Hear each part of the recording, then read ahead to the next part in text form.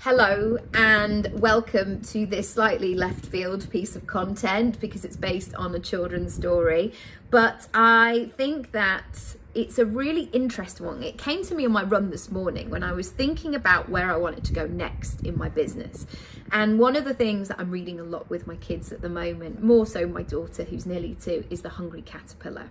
And it's a book that she's really resonated with. She's really into it. She loves the kind of pattern. She knows what's coming next.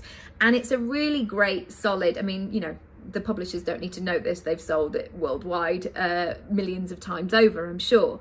But it really made me think about entrepreneurship in relation to the hungry caterpillar. So the hungry caterpillar, if you don't know the story, he starts as an egg and then cracks and becomes a tiny little caterpillar, eats lots of stuff, basically to the point where he becomes sick, and then he has to have a lie down and a lovely green leaf, and then hides in a cocoon before eventually moving into a beautiful butterfly. Now, I want you to think about this process in terms of your own business, and I see this kind of cycle showing up for me too. So quite often I've noticed a moment in my life, in my career, when I've needed to crack through, where I've been kind of rattling around in the same space, or it's getting to the point where it's a bit uncomfortable, it's a bit claustrophobic, but it feels scary because the crack opening up that door, you don't necessarily know what's on the other side. So firstly, realizing and recognizing if you are at that moment where you go, I've got to make the first crack. I've got to take a peek. I've got to have a look and see what's out there. And sometimes for some people, they just need to smash the whole thing up, change everything about. That doesn't necessarily work for me because it puts me in a sense of just feeling, so out of my comfort zone. But maybe it's that moment for you in terms of your business, in terms of your personal brand, where you just need to crack open the next bit. Go into a bit more detail here. What is that for you? What do you need to crack open? What do you need to shift? Where do you need to make moves? The second part of that story, this often shows up, so the caterpillar kind of consuming lots of things. And this caterpillar is not just consuming fruit here, as we see in the book. You know, it's a cupcake, it's a slice of Swiss cheese, it's, a sausage, all kinds of things. So it's very much going through that process of consuming all of the things without necessarily knowing if they're right for them. And I've certainly felt like this in my business, where I've gone on a sort of learning journey where I can't get enough, and I'm just gobbling it all up. And yes, there is an enjoyment in that. And yes, I'm learning lots, but there does become a point, and I see it in my clients as well. And we often talk about it in sessions where I go, I feel really overwhelmed. I don't know what to do next. I've overdone it now. I feel a bit sick, and none of this is kind of helpful. So there is always that point in a meal, isn't there, where you're like, oh, I've really enjoyed that. That was really tasty. And then you might get to that stage where it's like, oh, the enjoyment is being taken out. I couldn't eat another thing. You feel a bit stuck, a bit static. So I want you to see and recognize maybe in yourself if you're at that point. If you're at that point where you're just consuming and you're not doing anything with it. And actually what it's doing is becoming stifling. So notice that.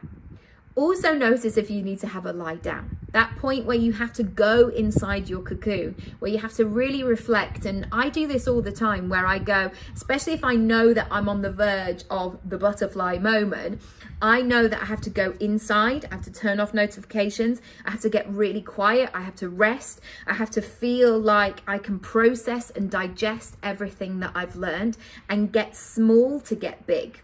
Now, if this is you, please don't feel like you have to skip the stage where you're like, I just have to be a bit of a butterfly quick. I just have to get something out there. Sometimes you do need a bit of processing time. Sometimes you do need to give yourself a bit of wiggle room. And I see sometimes, especially on live coaching calls, where if it's a group session and the coach will be saying, could you do this by next week?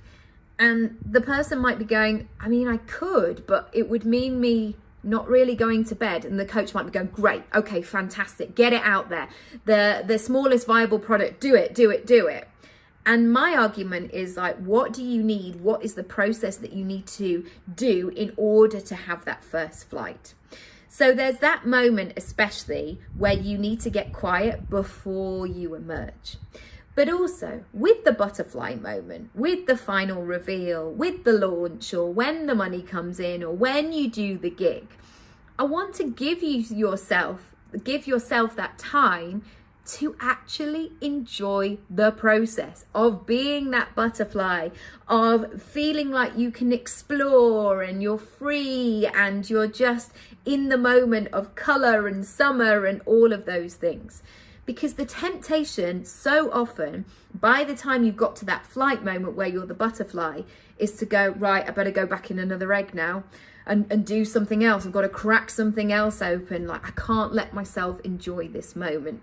So this is a bit of a weird, funky analogy, but I hope you'll take some moments from it and really recognize where you are up to or where you need to shift. Now, this might not be something that happens on a yearly basis where you're like, okay, from January to March, I'm in that kind of egg moment where I'm waiting to crack through and I don't get to be a butterfly until October.